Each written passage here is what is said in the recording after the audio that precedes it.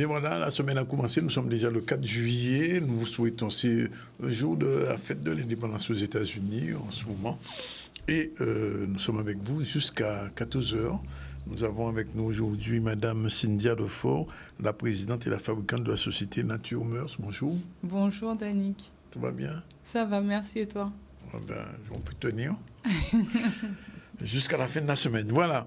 Un peu plus tard, on va recevoir Evelyne Saha, qui est responsable du pôle livre-lecture du Conseil général. Elle sera accompagnée d'un dessinateur-auteur, Gan Quincy Kane.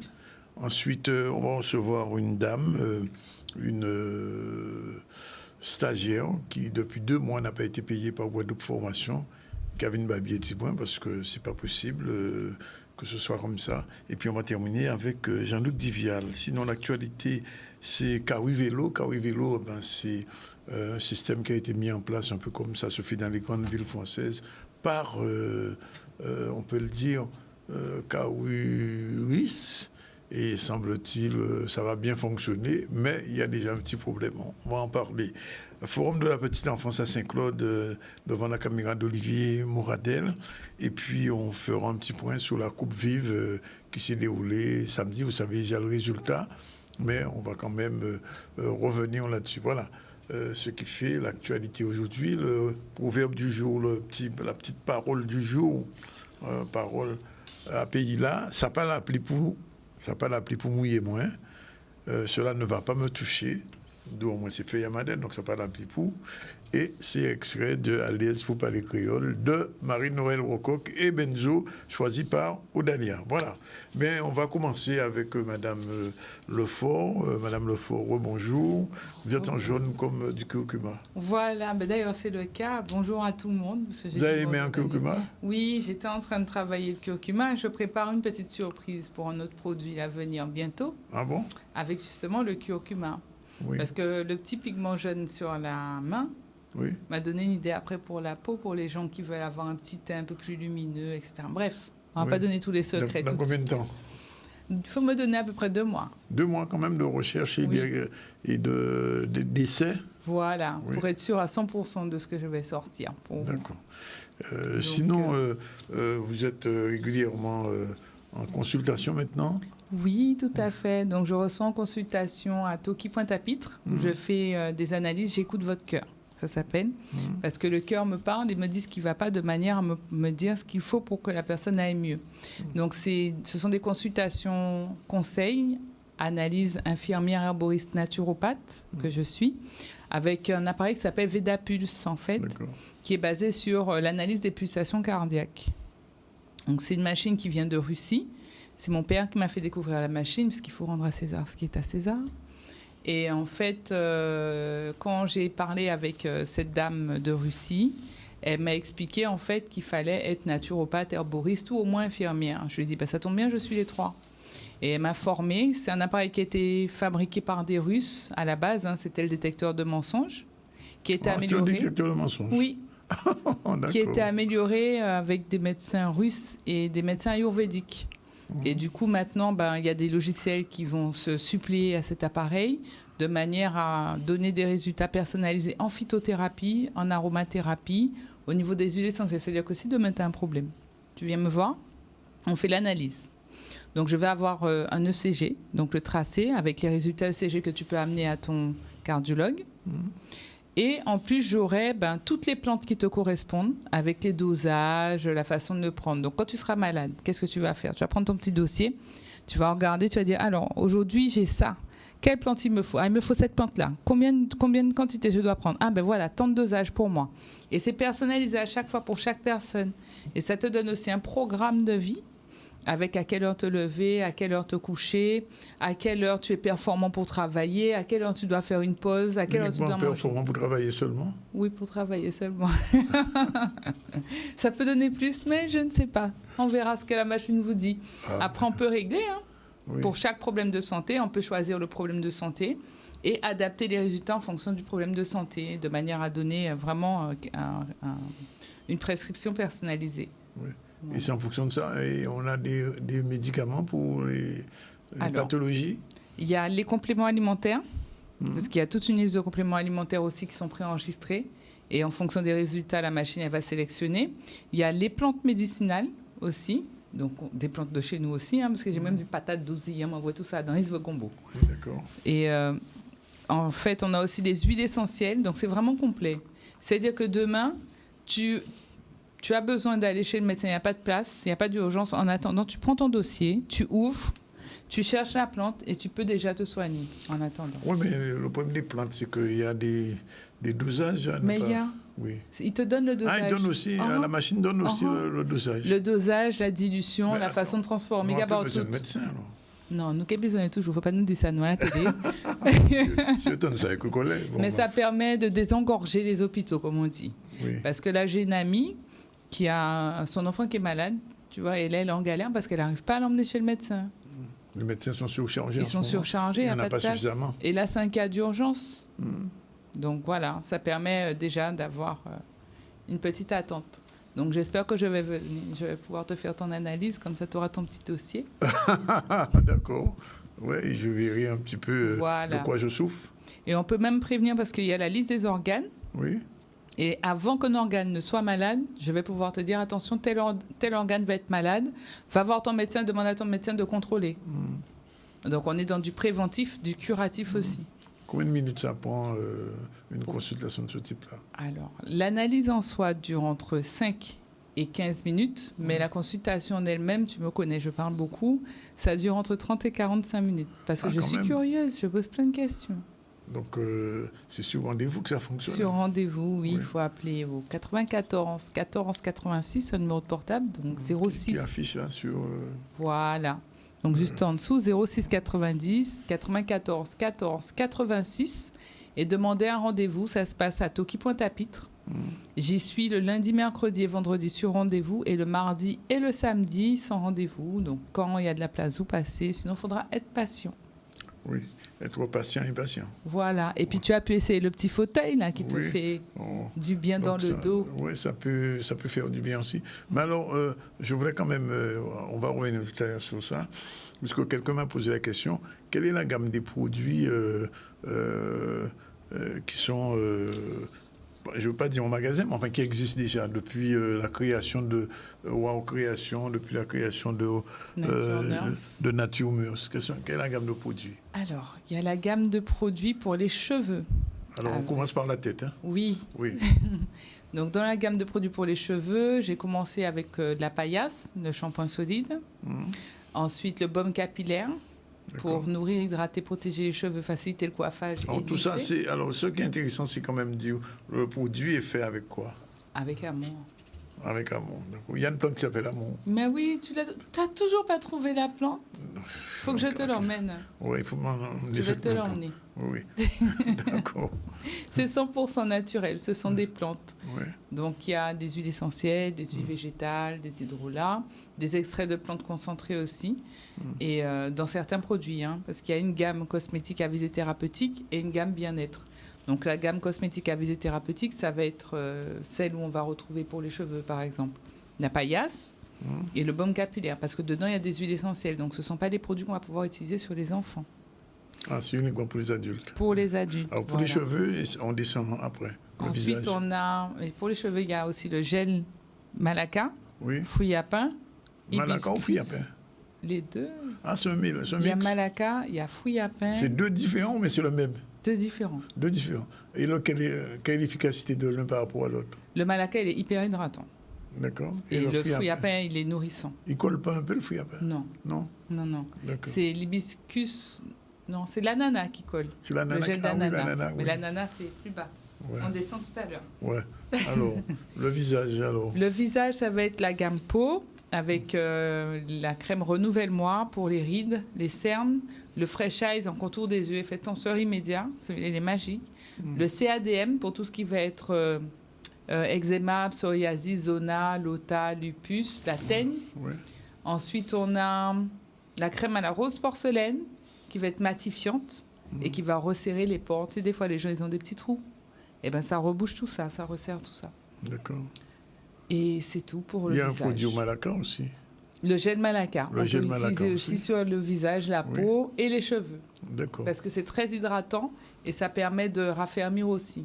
Et c'est un aide-minceur. pour les gens qui cherchent à affiner leur silhouette. Ouais. Pour les mots. Alors, les mots. On a le Calmadoul pour les douleurs musculaires. Oui.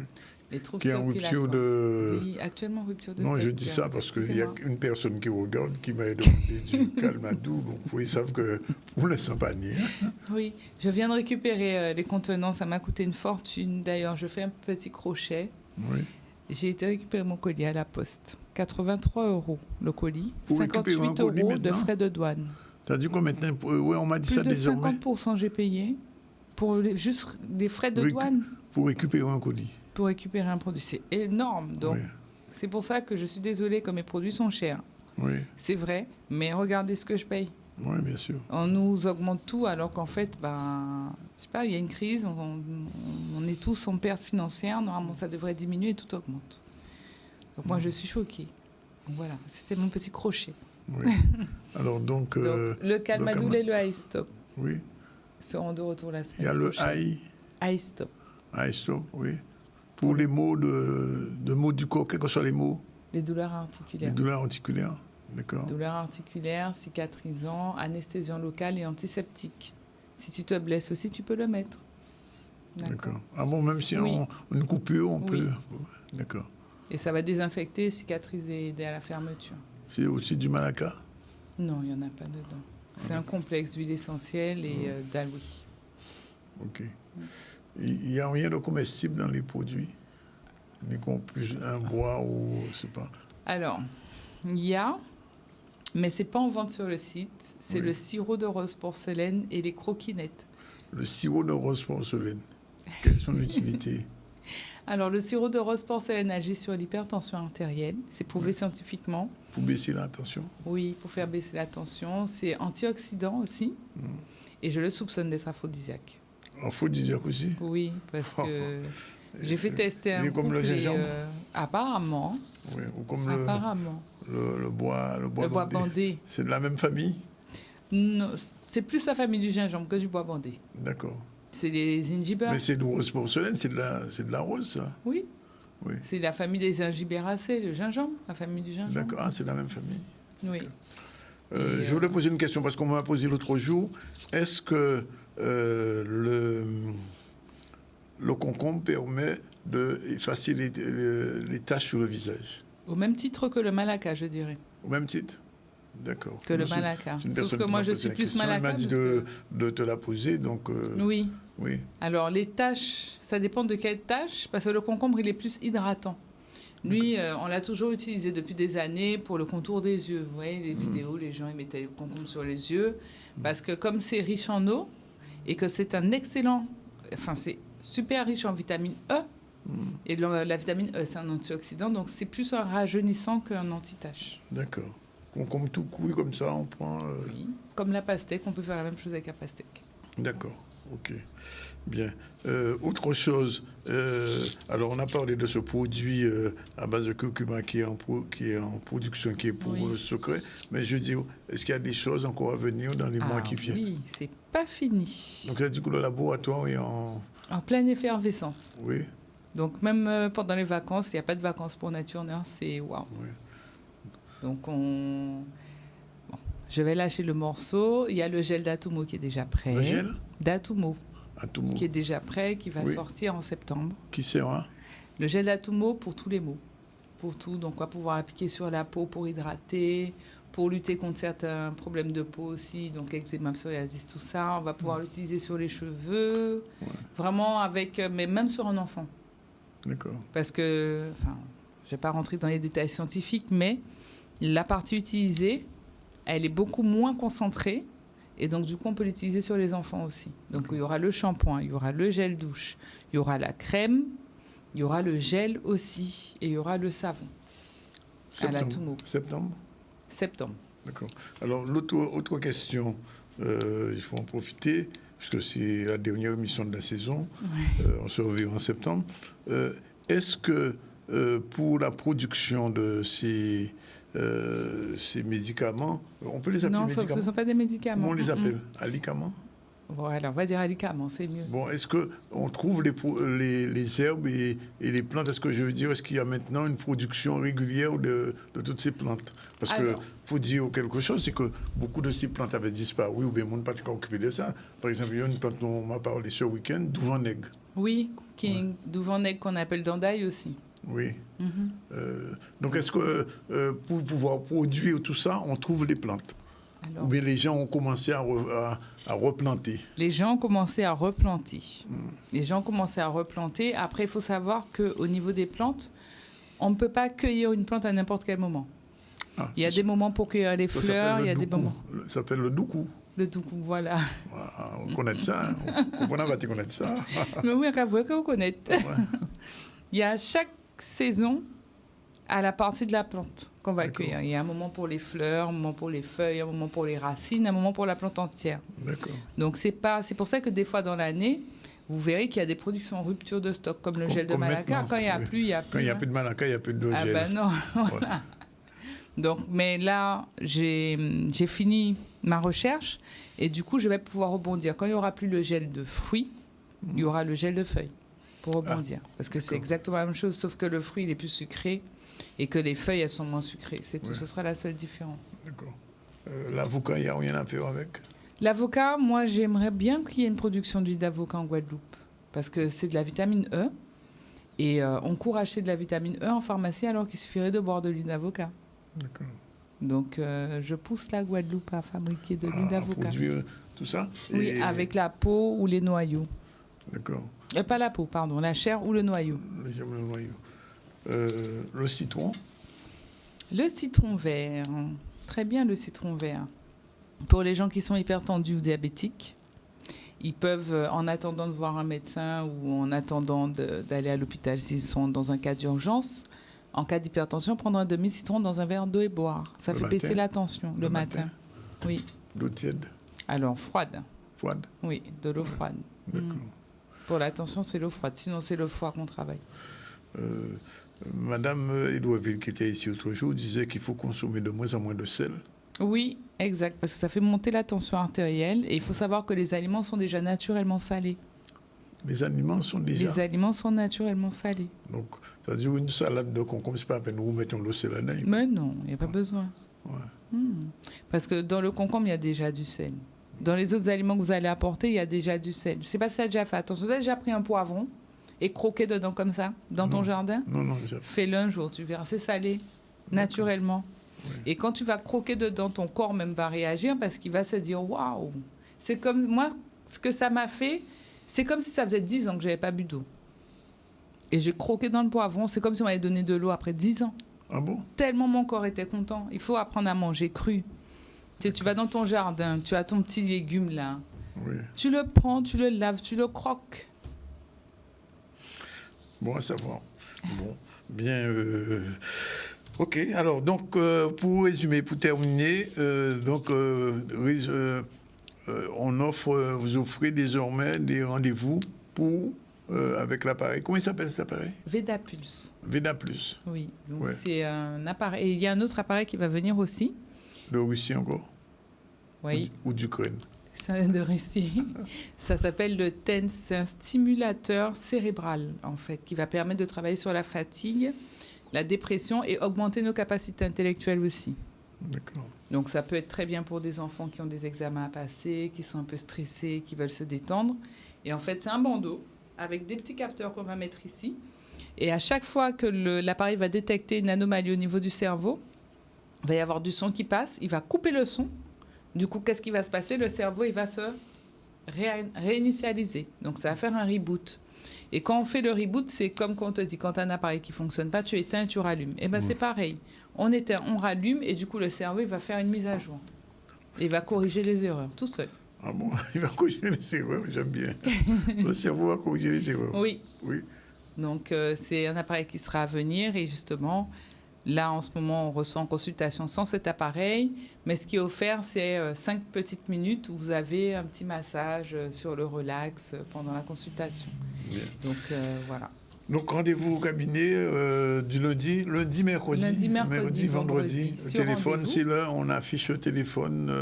Donc, c'est le 06 90 94 14 86. Bien. N'hésitez pas.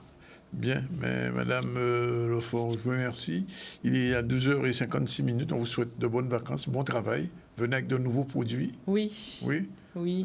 Pour la rentrée, on va les attendre avec intérêt. Et puis nous, on prend la première pause. On se retrouve tout à l'heure avec Evelyne Saha et son invité Quincy Gain. À tout à l'heure.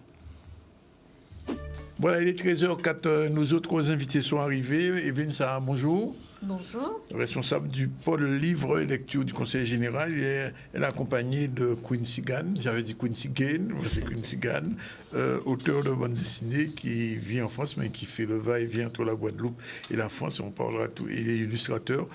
Comment s'appelait le bouquin que tu as? Le petit coiffeur, c'est ça? Lucien le coiffeur. Lucien le coiffeur, je me suis... Voilà. L'incroyable aventure de Mais Lucien oui, c'est en 2015, on en avait parlé à Caribune. Et puis, nous avons avec nous Gertie Courrier, bonjour. Bonjour. Les stagiaires d'un centre qui a dû... Émergence. C'est Émergence qui a du mal à payer ses salariés, ses stagiaires. Alors, ce n'est pas le CRP Émergence. Non, qui c'est la Guadeloupe Formation. Guadeloupe Formation qui a du mal à vous payer. On va en parler tout à l'heure. Pour l'instant, on va faire un petit tour dans l'actualité. Vianney Valverde nous parle du Kawi Vélo. Dans toutes les grandes villes françaises aujourd'hui, il y a des vélos à disposition en location. Et donc, depuis cette semaine, la semaine dernière, Kawi Vélo existe. Reportage Vianney Valverde, on regarde. On est dans le quartier Bergevin, à Pointe-à-Pitre, et c'est l'inauguration de l'opération Kawi Vélo, qui est une opération de vélo à assistance électrique en libre service, qui est portée par le SMT, le syndicat mixte des transports. C'est un projet en fait qui nous tient à cœur, parce que c'est un projet qui fait la promotion du vélo en ville. Le vélo, c'est bien sûr une manière de réduire la dépense énergétique, de réduire les émissions de gaz à effet de serre.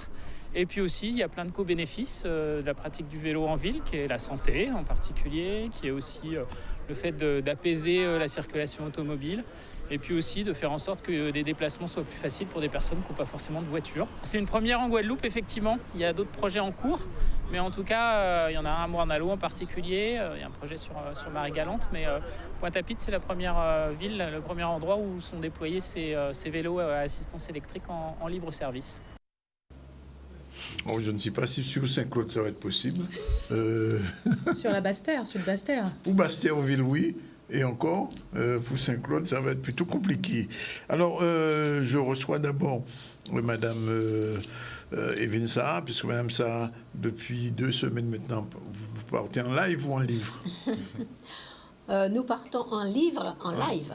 En livre et en live. En livre et en live, puisque oui. Partir en livre, qui est une manifestation autour du livre jeunesse, la grande fête du livre pour la jeunesse, sort des bibliothèques. C'est une manifestation où les bibliothèques sortent leurs documents, leurs ouvrages, leurs animations pour aller sur les lieux de loisirs où se trouvent les enfants, la famille, afin de porter en fait ces documents, ces livres au niveau de ces publics. Oui. Donc partir en livre au pied du volcan. Au pied du volcan. Je ne sais pas si on pourra utiliser les vélos. Les vélos, ça m'étonnerait. Au pied du volcan, partir en livre à la plage, sur les places, dans les parcs et jardins. Voilà, dans tous les lieux où les enfants, les familles se retrouvent, puisque nous sommes en période de grandes vacances. Et du coup, nous allons à la rencontre de ce public pour pouvoir proposer donc des mises en lecture, des lectures à voix haute avec des kamishibai, des animations particulières, des présentations d'ouvrages aussi, ou bien des contes, des animations autour du conte. Nous avons déjà eu plusieurs journées depuis le 23 juin, on a commencé. Quand même, ouais. Oui, c'est jusqu'à quelle date le partir? Alors, partir en livre, c'est du 22 juin au 24 juillet. Donc, rassurez-vous, vous avez encore... Il y a encore de la marge. Il y a encore de très belles journées à venir, de très belles rencontres, manifestations, animations autour du livre et de la lecture. La thématique, c'est l'amitié, je crois. Sur la thématique de l'amitié. Donc, venez partager cette aventure amicale avec nous. Venez découvrir des livres, des ouvrages, des albums sur l'amitié. Et tout ce qui peut être fait, parce qu'il y a aussi des activités manuelles, figurez-vous, les bibliothécaires ne sont pas seulement dans le livre et la lecture, elles proposent aussi des bracelets de l'amitié, de confectionner les bracelets de l'amitié, de confectionner un arbre à poèmes sur la thématique de l'amitié. Donc le public est appelé à écrire son poème, à le faire parvenir par exemple à la médiathèque de Trois-Rivières, qui en ce moment va sélectionner un certain nombre de poèmes pour construire son arbre à poèmes le jour de sa manifestation. Et nous aurons un rendez-vous final autour de l'arbre à poèmes qui sera érigé à Saint-Claude, sur le site de Beau-Soleil, à vélo, en voiture, à pied, et de façon à ce que tout le monde puisse avoir accès à ces poèmes qui seront disponibles sur cet arbre. Et vous avez avec vous un invité cette année? Alors, nous avons un invité Je vous laisse d'honneur. présenter. Je ne le connais pas. Oui, en général, Partir en livre, nous avons des invités. Cette année, nous avons choisi M. Quincy Gann, qui est un auteur, illustrateur, BDiste aussi, voilà, et qui nous fait l'amitié de venir nous rencontrer en Guadeloupe pour participer à Partir en livre, où il animera des ateliers BD. L'idée, c'est de construire une planche BD pendant 2 heures de temps, en tout cas de s'initier à la création d'une planche de BD. Oui. Les autres invités que je peux citer rapidement, donc Dori Célesprica. Dori, c'est une jeune slameuse qui va aussi proposer des ateliers d'écriture et de déclamation de slam, puisque le slam, c'est de la poésie quand même écrite. Donc on va apprendre à fabriquer un peu son poème et surtout à le dire, à le déclamer. Donc cela aussi, c'est important. Il y aura aussi d'autres intervenants comme Amandine Vélin, qui est un jeune auteur aussi, qui a été primée pour le concours Livre Jeunesse en Caraïbes, qui sera invité en différents lieux dans les 25 communes, en tout cas, qui participent à Partir en livre. Dans quelques-unes de ces communes, elle sera aussi invitée à présenter son ouvrage « Insia veut danser le lait rose », ou bien alors, et là je l'ai vu à l'heure et j'étais aussi heureusement surprise, je l'ai vue à l'œuvre à Taonaba dernièrement, où elle a créé un conte autour de l'amitié qu'elle a présenté ce jour-là à Taonaba. Donc une variété d'auteurs, d'illustrateurs, Véronique Grasset aussi, qui va présenter un grand livre. C'est une artiste qui a illustré l'ouvrage Insia, qui sera aussi présente avec un grand livre qu'elle a réalisé avec Céline Funfrock, autre artiste.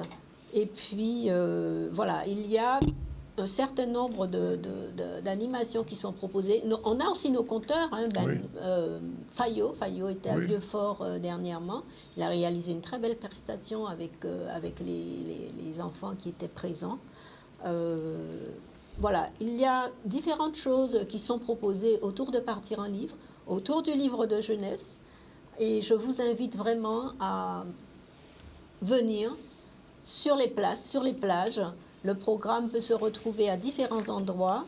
À la fois, nous avons une page Facebook Partir en livre. Donc, Partir en livre Facebook, on le retrouve tout de suite, ce programme. Ou alors sur Instagram, ou alors sur le site du conseil départemental ou de la bibliothèque départementale.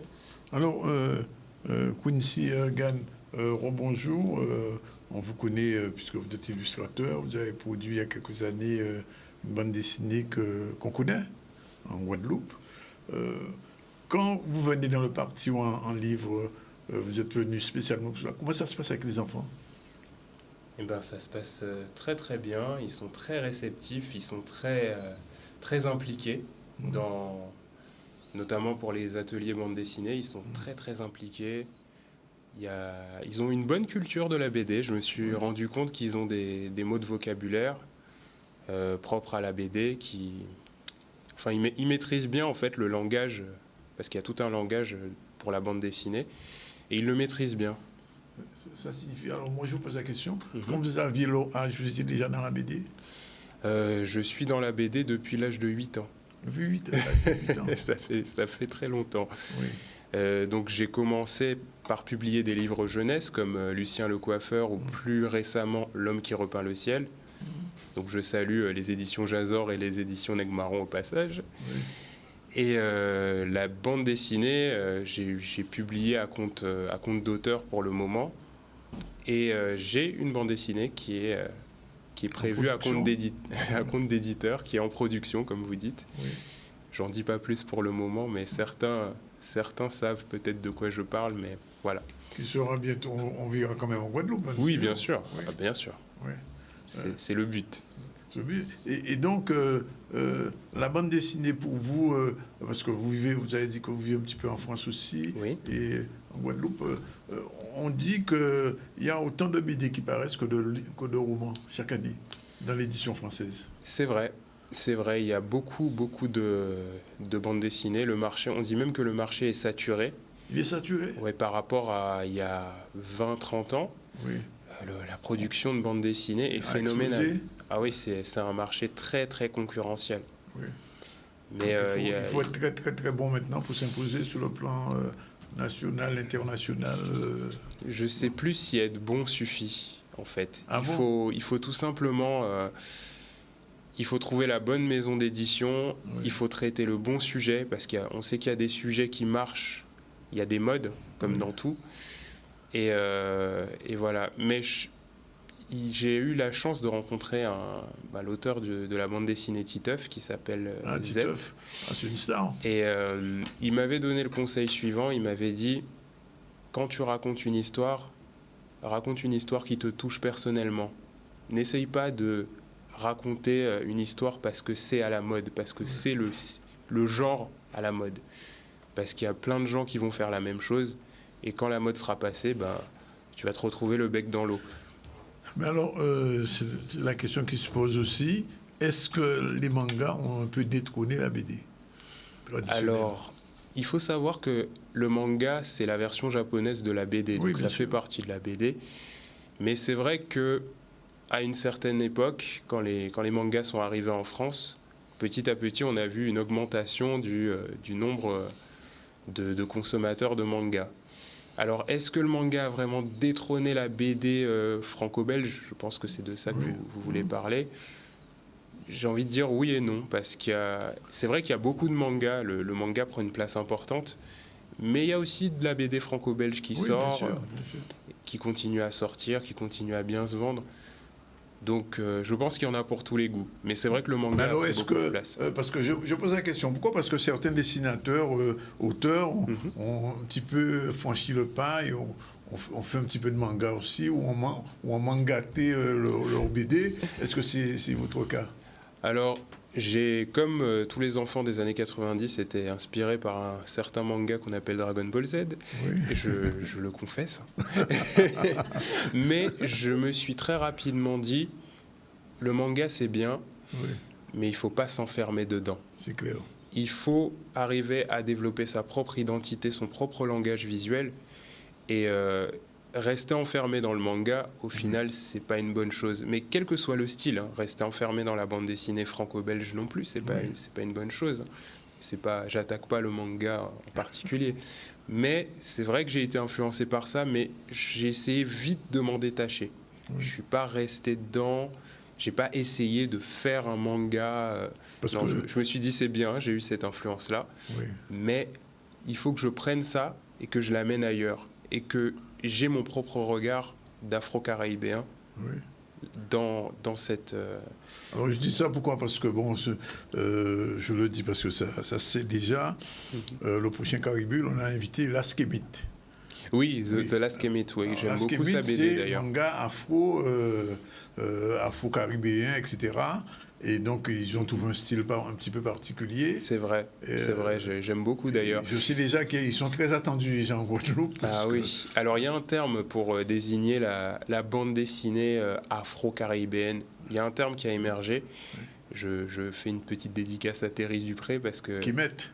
C'était notre invité l'année dernière. Alors, il a fait une BD qui s'appelle... ah là là, j'ai un gros trou de mémoire, mais Terry Dupré, il m'a parlé du terme Kempty pour désigner toutes les œuvres... C'était notre invité d'honneur l'année dernière, il sera encore là cette année. Voilà. Parce qu'on va faire... Terry Dupré à découvrir. Tout à fait. Je pose une dernière question, Madame Madame Sa. Comment vous appréciez en tant que bibliothécaire responsable de pôle bibliothèque de la Guadeloupe le manga? Est-ce que vous mettez de côté ou bien est-ce que ça y est, c'est rentré à la bibliothèque? Non, ça fait partie des collections de la bibliothèque départementale. Oui. Et je vous dirais même plus, c'est que nous avons constitué une belle collection de BD à la faveur de la DGD 2020 autour des collections. Donc après Covid, il y a eu tout un plan de relance et donc les bibliothèques faisaient partie de ce plan de relance et il y avait une incitation à développer les acquisitions. Et nous avons choisi de développer des acquisitions autour de la bande dessinée. C'était d'ailleurs en 2020 l'année de la bande dessinée. Donc, malheureusement, qui a été un petit peu perturbée par tous les événements Covid. Donc dans ce fonds bande dessinée, effectivement, on retrouve de la BD classique. Mais aussi des mangas, aussi de la BD pour le jeune public. Voilà. Ça fait partie des collections, il n'y a pas d'exclusion. Il ne faut pas confondre manga et mango. Hein. Bon, alors, on est en pleine saison. Je me tourne vers Madame Courrier. Madame Courrier, merci d'être avec nous. Je vous ai fait venir parce que, visiblement, il y a un petit souci. Alors, merci de nous donner la parole aux sans-parole. Oui. En fait, aujourd'hui, je représente mes collègues et camarades du CRP Émergence. Alors, nous avons un gros souci, mais depuis plusieurs mois déjà, c'est un problème récurrent. Voilà, moi, je suis dans ce centre depuis 1 an et demi. C'est un centre qui fait de la rééducation professionnelle pour les personnes en situation de handicap. Oui. Et donc, par exemple, dans mon cas, je fais une reconversion professionnelle après une double pathologie. Et il se trouve que c'est en permanence. Nous ne sommes pas rémunérés. Sauf que là, ça devient problématique. Je vous explique pourquoi. Nous passons des examens dans 2 semaines. Nous allons plancher dans 2 semaines. Oui, dans 2 semaines. Une année de stage, en fait, de formation. Moi, 1 année et demie. Il y en a qui ça fait 2 ans qu'ils sont là parce que je vous dis, il ne faut pas oublier que ce sont des personnes qui sont en situation de handicap, donc qui ont été beaucoup hospitalisées, qui n'ont pas forcément toujours travaillé. Et il se trouve que là, on est super stressé parce qu'on n'est pas rémunéré. Je veux dire, les frigos sont vides, les bacs à essence sont vides. Et en plus, on voudrait quand même avoir notre titre, quoi. Donc, on se dit, mais c'est pas possible. Et Qu'est-ce qui se passe? Qu'est-ce qui bloque la rémunération? Parce qu'il faut dire que vous dépendez de Guadeloupe Formation, qui normalement devrait... Qui normalement, vous avez dit normalement, il se trouve que on nous dit toujours, ça va arriver, on a mandaté, on a fait, voilà. Et résultat des courses, tous les mois, c'est compliqué. Alors, je vous explique, hein. Ce ne sont pas des grosses rémunérations, il faut le savoir. Oui. Donc le peu qui arrive, et là, comme ils ont pris énormément de retard, c'est-à-dire que la banque vous tanne au quotidien, les agios, les frais de ceci, les factures impayées. On ne peut plus utiliser la carte bleue ni le chéquier. En fait, c'est ça. C'est ça. Et en fait, c'est pire que ça, c'est que... Parfois, on ne peut même pas manger, quoi. C'est ce point. Oui, parce que quand vous avez plus de 2 mois de retard au niveau de rémunération, je veux dire, une petite rémunération en plus. Oui. C'est ça. Donc, c'est un petit peu... Pour moi, c'est une situation qui est intolérable. Et j'appelle à ceux qui nous écoutent aujourd'hui, aux instances, et de leur dire, voilà, quoi... entendez notre souffrance, parce qu'il faut savoir que... Alors moi, j'ai compris, j'ai mis du temps à comprendre, parce que je me disais, mais pourquoi je ne me sentais pas aussi bien? Parce que au niveau de mes examens, tout allait bien. Et en fait, ça engendre chez nous une telle souffrance que les pathologies reviennent, en fait. Et c'est difficile, quoi. Donc, alors que je vous dis, on est à 2 semaines des examens. Alors, je voudrais vraiment dire un grand merci à nos formatrices. On n'a que des formatrices qui sont là, qui nous soutiennent énormément, qui sont là, qui nous encouragent. Mais c'est difficile de se lever le matin en se disant, je vais aller en cours alors que je n'ai pas d'essence dans ma voiture, je n'ai pas mangé. Enfin bon, alors il y en a qui vont toquer à toutes les portes pour essayer d'avoir un peu d'argent, quoi. Donc Et en fait, on n'est pas entendu. On n'est pas entendu. Alors, on a écrit aux institutions. Alors, oui, on a écrit aux institutions. Oui. L'ARS, la préfecture, la DETS, la direction économique et du travail. Oui. La région, c'est la région qui nous paye, en fait. Oui. Guadeloupe Formation, c'est la région Guadeloupe. Donc, alors, nous, on est un petit peu... ce qui me gêne, c'est qu'on a créé cette situation de précarité. En fait, nous sommes en précarité. Et ça m'interpelle parce que moi, j'ai déjà un certain âge, mais je vois tous ces jeunes qui arrivent, qui ont été hospitalisés très longtemps, qui ont des pathologies assez lourdes. Je me dis, quel espoir qu'on leur donne parce que nous ne sommes pas entendus, je vous dis, on est vraiment, on est livré un peu à nous-mêmes, quoi. Donc c'est difficile. Les institutions ne répondent pas, ne vous entendent pas, mais qu'est-ce qui se passe? Alors pour l'instant, on n'a pas eu de nouvelles, donc. Même au niveau de la région, on n'avait pas pu joindre les responsables. Je ne sais pas, je pose la question. Alors ces gens-là ne répondent plus. Ah, ils répondent plus. Non, ils répondent plus. Alors. C'est pour ça que j'insistais en disant, c'est pas pour pleurer sur notre sort, hein, mais c'est un peu la double peine pour nous. Nous sommes déjà en situation de handicap et on pensait que l'ARS allait entendre l'information, allait réagir. Visiblement non, ils n'entendent pas. Donc et nous on se dit, alors aujourd'hui si je suis sur le plateau, nous on s'en va à la fin du mois de juillet, on a fini. Mais j'aimerais que pour les sessions à venir, pour ceux qui sont en place, qui eux continuent leur formation et pour les prochaines sessions, qu'il y ait une amélioration, en tout cas qu'on puisse au moins donner le minimum qu'on nous donne, qui soit versé tous les mois à une date bien précise, quoi. Et je me dis, j'espère, mais j'espère que ces gens-là vont nous entendre et qu'à un moment, ils vont se réveiller, ils vont se dire, mais on ne peut pas laisser des gens dans des situations aussi précaires. Et moi, j'ai mal pour ma Guadeloupe parce que je me dis... Quel avenir, quelle image que nous donnons à l'extérieur. Donc voilà, c'est vraiment... Moi, c'est très perturbant. On n'endort pas la nuit. On se dit, mais comment on va réussir? Se donner autant de mal pendant tant de mois pour travailler et puis ne pas arriver au bout enfin, on l'aura le titre, hein. J'espère que mes collègues qui m'entendent là, ils me regardent. On l'aura ce titre, mais à quel prix? Et je me dis, ouais, il faut quand même qu'on puisse venir dans 2 semaines, qu'on puisse pouvoir mettre de l'essence dans la voiture et venir passer nos examens. Et pas le ventre vide. Oui, je sais pas, vous avez envie de lancer un appel à la solidarité, vraiment? Écoutez... Que lancer comme appel? Moi, je demande aux institutions, c'est leur job en fait. Hein. Je veux dire, on a mis en place des gens. J'aimerais bien qu'ils entendent et qu'on n'ait plus ce côté un peu égoïste que je découvre en Guadeloupe, hein, où c'est chacun pour soi. J'aimerais bien que le jeu fasse du nous, quoi, et qu'on entende. Parce que je vous dis, pour nous, c'est la double peine, quoi. On est constamment stressé.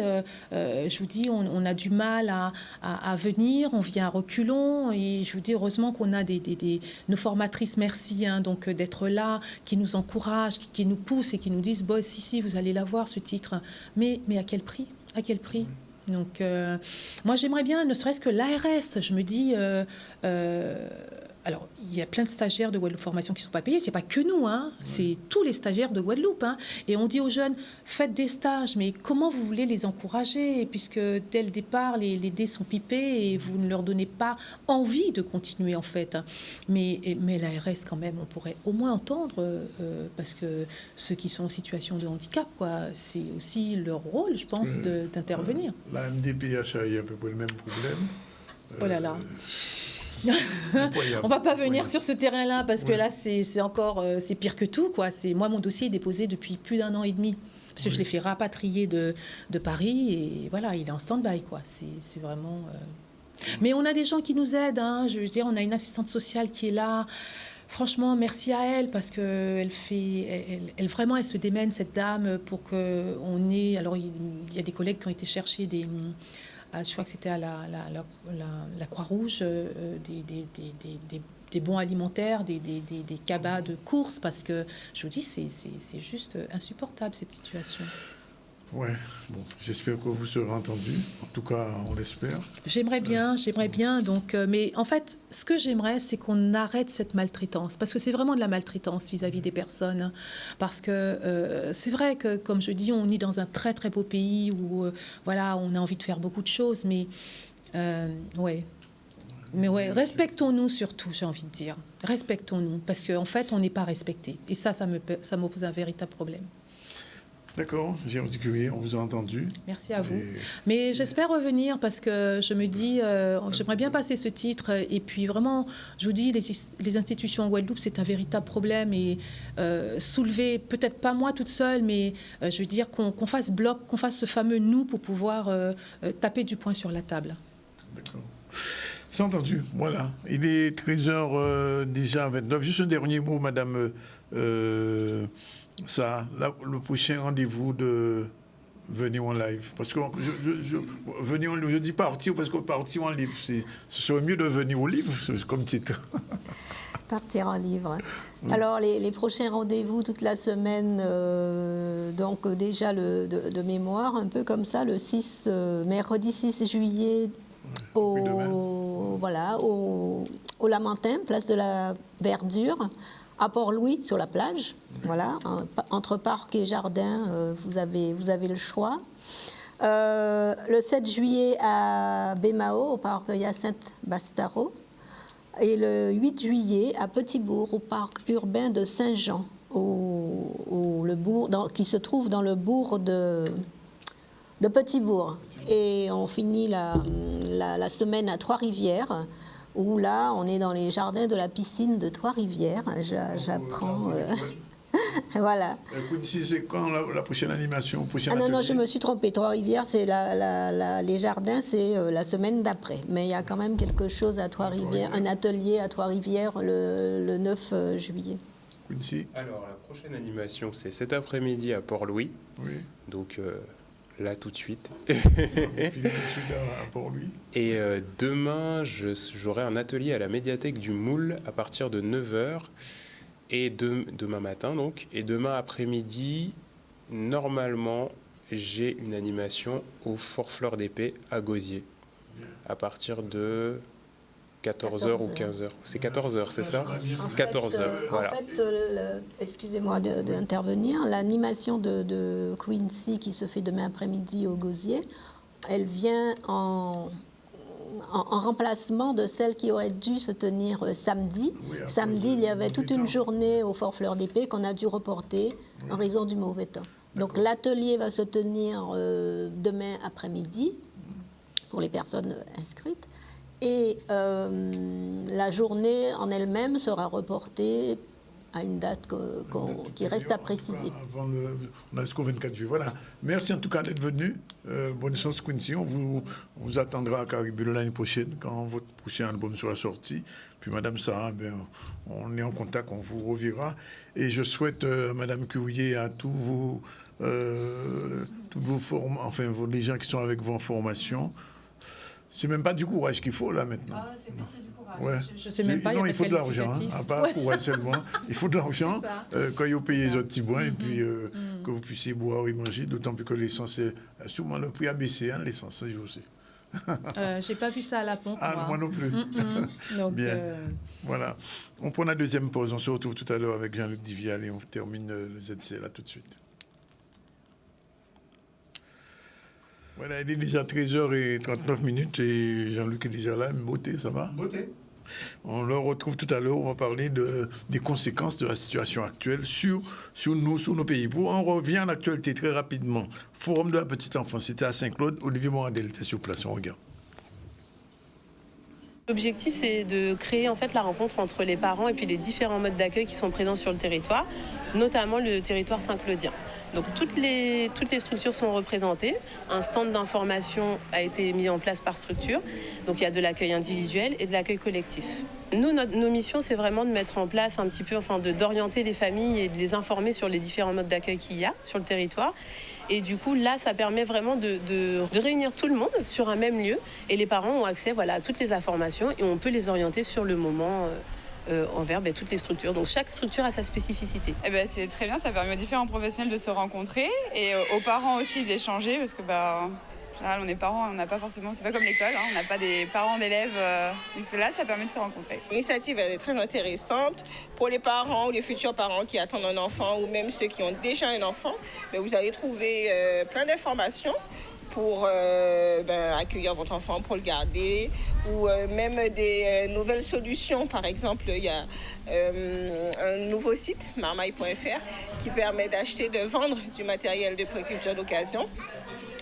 Donc c'est toujours bien d'avoir des nouvelles solutions pour améliorer le quotidien.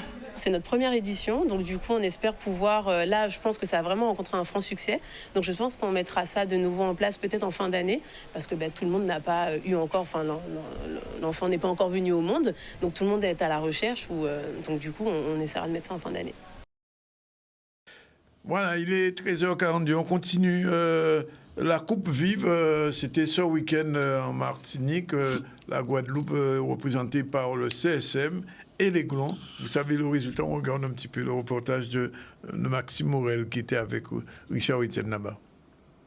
C'était partagé, on savait qu'on allait être en difficulté sur certaines choses, donc on a tout préparé en conséquence pour pallier à nos manquements.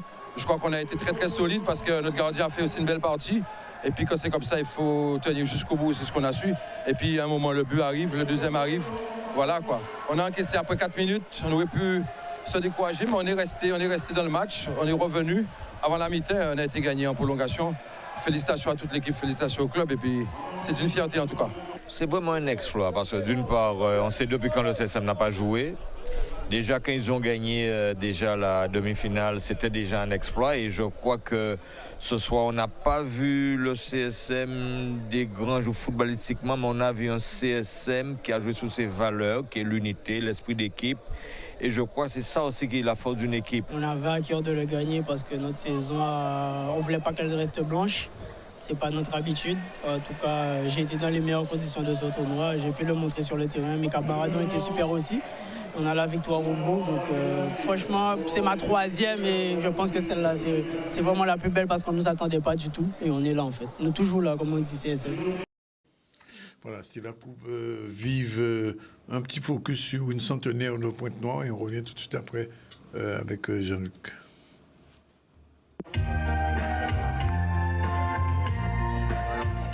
J'ai fait mes 100 ans. Je suis très heureuse de voir tous mes enfants sont avec moi et aussi même des gens étrangers.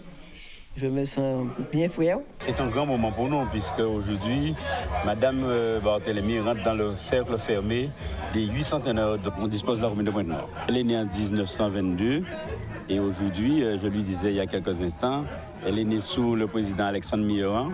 Elle a connu 13 présidents de la République, 10 maires à Pointe-Noire. Elle a connu toutes les époques difficiles, dont la période de temps serein. Et aujourd'hui, ne voilà-t-il pas qu'elle vit à l'ère du numérique. En plus, c'est une dame qui est merveilleuse, qui est formidable parce qu'elle a toute sa tête. Elle analyse bien, elle n'a pas de trou de mémoire. Mais je pense que si Dieu lui prête la vie, elle pourra aller beaucoup plus loin que ça. J'ai élevé 9 enfants et tous mes 9 enfants sont dans mes environs. Ils sont tous après moi, avec moi. Et ils font tout ce que je peux dire. Et je suis fière d'eux. Et très très fière d'elle. Je suis contente. C'est une femme qui a été très très très dure, très gentille en même temps. Et elle était une femme exceptionnelle pour ses enfants. Si je vous le dis exceptionnelle, c'est que ça me sort droit dans le cœur parce qu'elle a tellement fait pour ses 9 enfants que ça n'a pas de nom. Ça n'a pas de nom. Elle a été vraiment trop gentille avec nous, jusqu'à présent d'ailleurs. Très fière de ma grand-mère. Aujourd'hui, autour d'elle, elle a la chance d'avoir ses 9 enfants, ses petits-enfants et puis ses arrière-petits-enfants. Donc aujourd'hui, on a tenu quand même à marquer le coup et vraiment, c'est une grosse fierté, vraiment. C'est vraiment les quelques mots que j'aurais envie de partager avec vous. Et puis vraiment, faire partir des centenaires de la Guadeloupe, c'est quelque chose d'extraordinaire et d'exceptionnel. Donc on t'embrasse, mamie, très fort et on t'aime.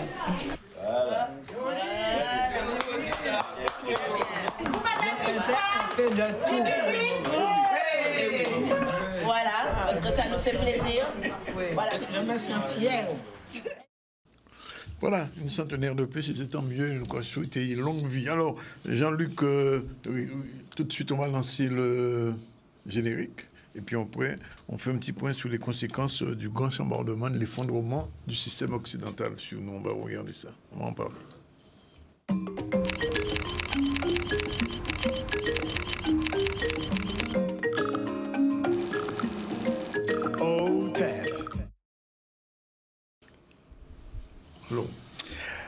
Alors oui, nous sommes depuis le mois de février dans une période dure que traverse le monde, qui est difficile par certains aspects à décrypter, mais que, par exemple, les travaux de quelqu'un comme Jean-Claude Boly nous aident à comprendre. On sort d'un monde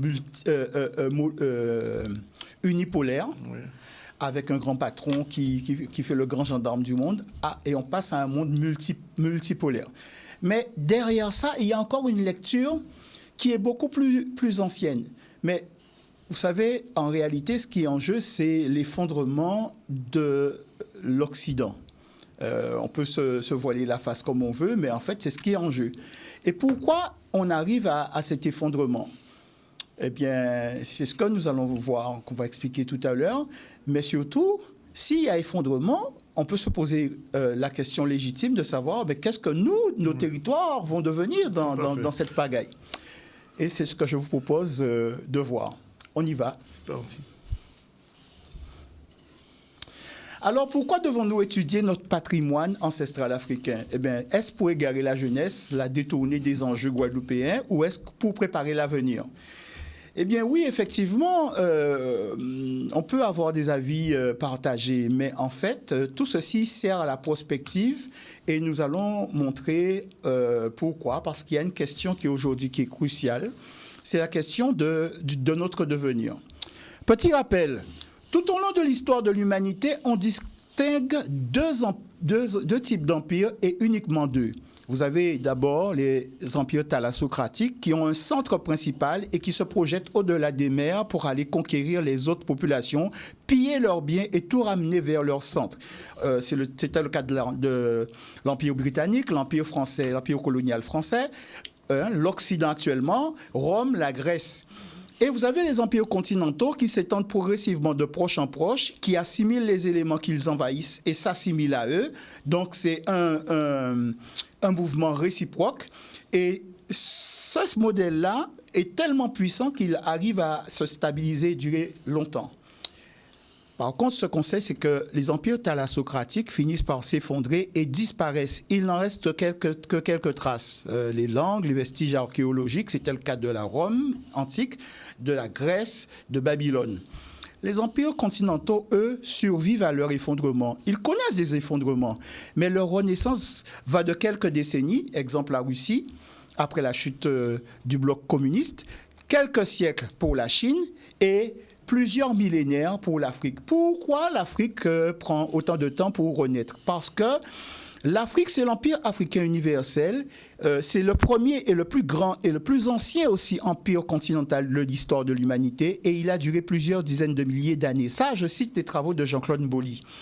Il commence à s'effondrer au moment même où l'Égypte est à son meilleur. Donc, ça veut dire que l'avènement de l'Égypte, c'est en trompe-l'œil. Parce que, en fait, tout l'empire africain qui s'est déjà installé en Europe, en fait, commence à connaître un déclin parce qu'ils sont chassés. Voilà. Nous assistons donc aujourd'hui à l'effondrement de l'Occident, qui n'est que le dernier empire thalassocratique connu au monde. La Chine, première puissance économique mondiale, la Russie, première puissance militaire mondiale, ont achevé leur renaissance. L'Afrique, elle, a entamé sa renaissance dès les années 50, mais cette renaissance s'accélère du fait de l'effondrement justement de l'Occident, seul obstacle réel à sa renaissance finale. Alors, évidemment, cela nous interpelle, cela nous interroge, et en tant que Guadeloupéens, il faut poser et parler des questions qui fâchent. Et quelles sont ces questions ? Quelles sont les conséquences de cet effondrement de l'Occident, dernier empire thalassocratique, dans les colonies, pour les colonies françaises d'outre-mer. Je dis bien colonies parce qu'on raisonne en termes d'empire. L'Occident, ce n'est qu'une le territoire où nous vivons, ce n'est qu'une excroissance de cet empire. Et en même temps, c'est un double empire. Vous allez voir pourquoi je dis ça. Et donc, quelles sont les conséquences que nous sommes amenés à voir ? Évidemment, ça ne va pas être un effet neutre parce que nous savons bien qu'on dépend trop de l'import-export. Quand Paris ne répondra plus, eh bien, il sera urgent de se rappeler que nos territoires, océan Indien, Amérique, sont des excroissances de l'Empire africain universel, celui-là même qui entame sa renaissance. D'un côté, la gouvernance, c'est l'Occident, mais la population, c'est l'Empire africain universel, c'est les empires continentaux. Et donc, cette dichotomie-là est intéressante à étudier pour comprendre ce qui va advenir de nos territoires ou d'un territoire comme la Guadeloupe. Rappelons que la majorité des habitants de Guadeloupe sont issus d'anciens empires continentaux, l'Afrique, l'Inde. Mais qu'est-ce qui nous attend de cet effondrement ? Eh bien, aussi extraordinaire que ça paraisse, on va vers l'effondrement du système économique béquet. Pourquoi ? Parce que l'effondrement, il est là déjà. On voit la suppression des postes, la suppression des classes, la suspension de carrière, un système d'exclusion qui se met en place. On voit la chute de la participation citoyenne aux élections. On voit le discrédit croissant des experts en tout genre qui s'expriment dans les médias et qui n'ont pour modèle que l'Occident. Et ça, c'est un signe d'une mutation parce que ce modèle-là, comme il est déclinant, eh bien, il y a toute une partie de la population qui n'y adhère plus. C'est un changement majeur. Il y a aussi une refondation économique sous-jacente de la société. Suite à l'électrochoc Covid, il y a des gens qui se disent « mais on ne peut plus rester dépendant d'un système qui, du jour au lendemain, peut nous shooter. Il faut nous mettre des toits petits grains en terre, il faut nous planter du riz, il faut nous organiser nous, il faut nous voir si nous montons en société, il faut nous organiser nous entre nous. » Et puis, il y a une jeunesse qui invente et entreprend de plus en plus malgré les embûches. Et il y a les femmes qui s'organisent dans ce pays. Alors, ça n'apparaît pas encore, mais ce sont des tendances majeures. Et donc, on voit que l'effondrement est là et qu'il y a déjà un phénomène de réaction vis-à-vis de cet effondrement. Les gens s'organisent. Donc, qu'est-ce qu'on peut dire en plus de ça ? Il faut voir, couche par couche, les strates de notre économie et voir ce qui va en advenir. On peut dire que le système économique dit système économique béquet est un système thalassocratique dans les îles.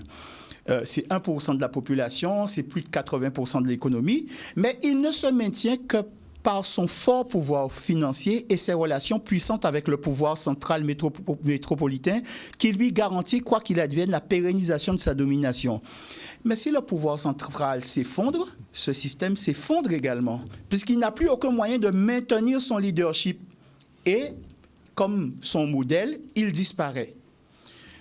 À côté de ça, vous avez aussi une autre catégorie de la population qui compte économiquement et que nous allons aborder dans quelques instants. C'est le cas de la communauté indienne de Guadeloupe. Nous savons que ce sont des personnes qui sont arrivées, ce sont les descendants des engagés venus de l'Inde, mais ils ont leur poids économique et c'est ce que je vous propose d'étudier. Alors, économiquement, leur groupe, on peut distinguer deux choses. Il y a un groupe qui est composé d'agriculteurs, artisans, commerçants, fonctionnaires, employés. Et c'est un groupe solidaire qui organise les conditions de sa réussite sociale. Dans ce même groupe, il y a un autre qui est très puissant économiquement et qui est généralement occupe le secteur du bâtiment et travaux publics et qui vise le pouvoir économique et politique. Il ne faut pas se voiler la face, ils ont des objectifs. Mais c'est un groupe aussi qui vide la commande publique. Et cette partie est en voie d'effondrement. Pourquoi ? Parce que s'il n'y a pas de commande publique, s'il n'y a pas de pouvoir central, tout ceci s'effondre. Et donc, pour survivre, il devra muter. C'est la seule condition de sa survie. Ensuite, vous avez la grande majorité, ce sont les descendants d'Africains déportés en esclavage. Et c'est peut-être le groupe qui pèse le moins au niveau du monde de l'entreprise, mais qui a le plus grand poids parce que c'est lui qui anime, de fait de sa consommation, c'est lui qui fait vivre tout le système. S'il arrête de consommer, tout s'écroule. Et c'est la communauté, paradoxalement, la plus défavorisée. Et elle a aussi deux groupes. On distingue les agriculteurs, artisans, commerçants, employés, fonctionnaires. Et c'est un groupe qui aspire au développement économique endogène de la Guadeloupe et dont le parcours est semé d'embûches. On ne va pas refaire l'histoire, elle est parsemée de témoignages. Et à côté, dans ce même groupe, il y a encore une subdivision qui se revendique élite économique et intellectuelle et qui a pour modèle l'Occident et n'a pour perspective que sa vision du monde et adapte tous ces modèles. Donc, on voit quelque chose se faire en France ou aux États-Unis, on vient reproduire la même chose et on dit on est champion du monde parce qu'on a inventé quelque chose. Non. Ce groupe-là, justement, du fait qu'il vit aussi de la commande publique, eh bien, il est amené à s'effondrer ou à muter. Donc, quand Paris ne répondra plus, il faudra penser à la reconstruction du système économique guadeloupéen. Et comment on va faire? Est-ce qu'on va reprendre le même modèle dont on connaît déjà la perspective d'effondrement? Eh bien, nos territoires sont appelés à connaître tout à la fois un effondrement partiel, la gouvernance, et une renaissance par le modèle endogène de la population. Et ils ne vont pas disparaître avec l'effondrement de l'Occident, ils vont se transformer sur la base de leurs valeurs ancestrales. Solidarité, partage, coup de main. Enfin, ça commence déjà à se mettre en place. On le voit. Il y a une floraison d'idées, de rassemblements, de discussions, de forums de discussion. Les gens se rencontrent, ils discutent, ils essaient de s'organiser. Moun ka apprendre à planter diri, moun ka apprendre à faire on l'obitin. Nos territoires vont renaître sur un autre modèle, celui des empires continentaux. Parce qu'en fait, c'est la tendance forte. Et donc, l'urgence est d'étudier les arcanes de la société politique ancestrale africaine, parce qu'elle n'est pas fondée sur la couleur, sur l'origine africaine. Il y a de la place pour tout le monde, pourvu qu'on ait la volonté de vivre ensemble. C'est un modèle qui est dynamique. Rappelez-vous, les empires continentaux ont un modèle, mais ça, c'est partagé par une majorité de la population. Et même les personnes issues de diaspora étrangère. Je pense à la Dominique, Haïti, Sainte-Lucie, tout. Ils ont la même pensée symbolique que nous. Ils sont aussi issus de ces empires continentaux. Donc, il y a la possibilité de faire peuple ensemble. Vous voyez? Et donc, c'est ça qui est intéressant parce que c'est là où se situe la vraie démocratie, parce que le chef ne décide pas seul. Le chef, il rapporte la parole de son conseil. Et même les conseillers rapportent la parole de leur mandant. Ils s'effacent devant la parole de leur mandant. Aujourd'hui, un maire peut bloquer un dossier parce que ça ne lui plaît pas. Ou bien il peut prendre une décision unilatérale en disant « bon, le conseil a décidé ». Non. Ici, là, c'est tout le contraire. Et ça, c'est la vraie démocratie. Et c'est ce que nous méritons d'étudier. Nous avons de belles perspectives devant nous. Ibout. Belle démonstration. Voilà, il est pratiquement 14 heures. Je rappelle simplement qu'en début de journal, en début de cette série, on a reçu Mme Cynthia Lefort, la présidente des fabricants de la société Naturmus, qui nous a expliqué ce qu'elle propose pour la rentrée, plein de produits nouveaux à partir de plantes médicinales, et ça conforte un petit peu ce que disait Jean-Luc, puisque c'est une dame qui était infirmière, qui est suspendue et qui a décidé de se lancer dans la production herboristerie et qui fait des choses assez magnifiques et intéressantes. Je vous conseille de prendre contact avec elle parce qu'elle fait des produits pour les cheveux, pour le visage, pour le corps aussi, pour les mots. Et tous ces produits-là sont faits à base de produits de plantes médicinales et de Sankwaki, Rumède Grazier. Et Vanessa, responsable du pôle livre de lecture, veut nous parler de partir en livre avec un auteur de bande dessinée, Gan Quincy. Gertie Courrier, qui est stagiaire sans rémunération depuis des mois de la part de Guadeloupe Formation, est venu pousser un cri de détresse, puisque ces gens-là, dans moins de 2 semaines, vont passer des examens après 1 an et demi de formation et ils n'ont pas ni pour l'argent. Ça, c'est pas supportable.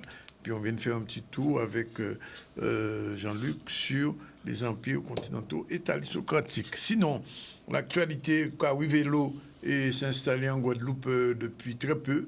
On a vu un petit peu un extrait, un forum de petits enfants, c'était à Saint-Claude. On a célébré une centenaire, une de plus, cette fois-ci dans la commune de Pointe-Nord, Madame Barthélémy. Il en forme toujours Kakembe, la Relaye. Et puis la Coupe Vive cette année, ex-Coupe MMG, a été remportée en Martinique par le CSM face à l'Aiglon. L'Aiglon qui n'est pas une petite équipe finalement. À domicile, les Martiniquais ont perdu, les Guadeloupéens sont revenus avec la coupe. Voilà, c'était aussi la fin des Jeux de la Caraïbe hier. C'était la première édition de ces Jeux de la Caraïbe en Guadeloupe. Près de 29 pays et territoires sont venus chez nous avec des athlètes un peu de tous les pays. Et c'était un moment important de la vie caribéenne et ça prouve que finalement, d'ailleurs, il y a quelque chose de particulier, c'est qu'à la fin, hier soir, de la fête, il y a eu un coup de tambour et comme dans la Caraïbe, on peut ajouter pour la content nous, mais nous voyons des Caribéens, Trinidadiens, Antigua, etc. Ben, ils ont vibré même bien là, parce que là, quand on entend tambour là, ben, ça a rappelé d'autres butins. Même en matière de tambour, on pense symbolique aussi. Bien sûr. De musique. Mais bien sûr, c'est la même pensée symbolique. Ah ben oui. Nous sommes issus de la même origine. Ah ben voilà. Et la dimension du tambour. Il ne faut pas connaître tambour là, mais les vibrations là, tu même bien. Ils la connaissent. En fait, ça leur parle. Ça leur parle. Et ça, c'est très important. Ça. Voilà. 14h02, réalisation hier, on se retrouve demain pour une autre édition du ZCL. En direct, Canal 10 de RHT. Salut notre ami Woody, portez-vous bien, puisque on a dit on va fonctionner, mais il faut vous-même aussi vous fonctionner, portez-vous bien. Allez, à demain.